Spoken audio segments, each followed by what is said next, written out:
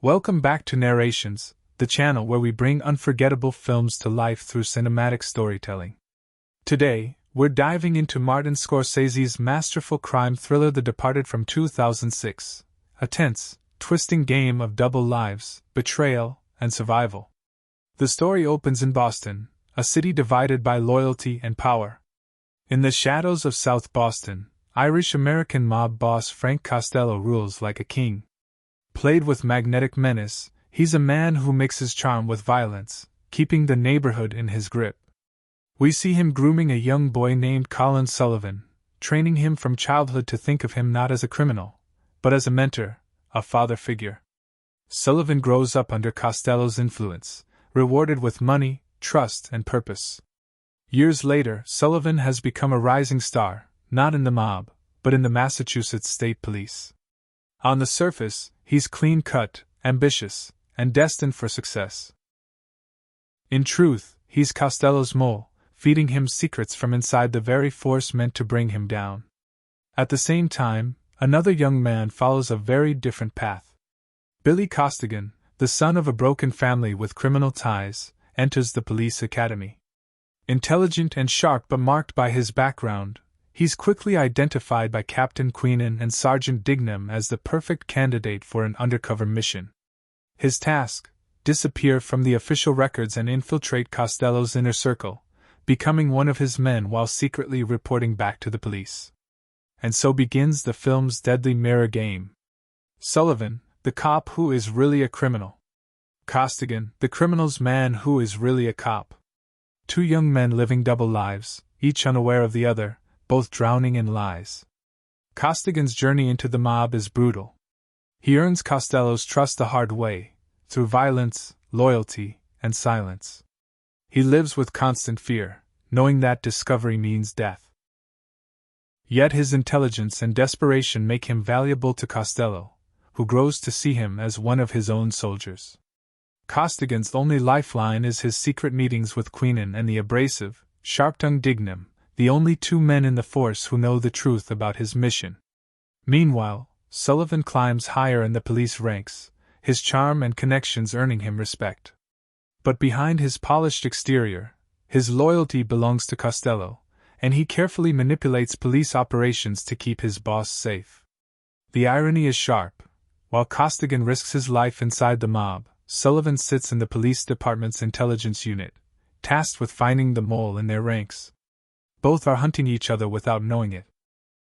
The tension tightens when both sides realize there's a leak. Costello suspects someone inside his crew is an informant, while the police know Costello has someone high up protecting him. Suddenly, both Costigan and Sullivan are under pressure to unmask the traitor, which means they are essentially hunting themselves. Amid the chaos, both men cross paths with the same woman, psychiatrist Madeline Madden. Costigan finds in her a rare glimpse of tenderness and trust, while Sullivan begins a relationship with her, presenting himself as the ideal boyfriend. She becomes an unknowing bridge between their double lives, caught in the gravity of their secrets. Scorsese fills the film with moments of raw suspense. A tense drug bust where both sides nearly discover each other. Phone calls placed in silence, one man breathing, the other listening, each unsure of who is on the other side. The suspense builds like a ticking bomb, ready to explode. The turning point comes when Captain Queenan is discovered meeting Costigan. In a brutal ambush, Queenan is thrown from a building to his death, leaving Costigan shattered and isolated. The only man he fully trusted is gone, and Dignam is forced out of the investigation. Alone, trapped, and under surveillance, Costigan's desperation grows. At the same time, cracks form in Sullivan's world. He begins to realize that Costello may not be the loyal mentor he imagined. When the FBI reveals that Costello has been their informant all along, using his position to protect himself, Sullivan feels betrayed. The father figure he devoted his life to is just another liar. In a dramatic turn, Sullivan arranges Costello's death during a botched operation, killing the very man who created him. But instead of freedom, this act only entangles him further in his web of deceit. The climax builds to a series of devastating confrontations. Costigan uncovers Sullivan's true identity, as Costello's mole and lures him into the open. But when he tries to bring Sullivan in, the situation spirals out of control. In a shocking elevator sequence, Costigan is executed by another hidden mole, leaving Sullivan to clean up the mess and bury the truth once again. For a moment, it seems Sullivan has won. He eliminates the last loose ends, framing others, climbing higher, his spotless reputation intact. But Scorsese has one final blow in store. In the film's unforgettable ending, Sullivan returns to his apartment to find Sergeant Dignam waiting. Silent, calm, and merciless, Dignam delivers justice in a single gunshot, leaving Sullivan dead on his floor.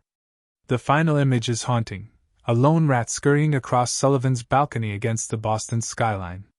The game of deception has ended, but the cycle of corruption lingers on. The Departed is a masterpiece of tension and tragedy, exploring loyalty, identity, and the cost of betrayal. It's not just a crime thriller, it's a study of two men trapped in lives they chose but cannot escape, ending in inevitable destruction. If you enjoyed this cinematic retelling of The Departed, make sure to like, share, and subscribe to Narrations. And if you haven't yet, go watch the film. It's one of Scorsese's most riveting, unforgettable works, and a modern classic of crime cinema.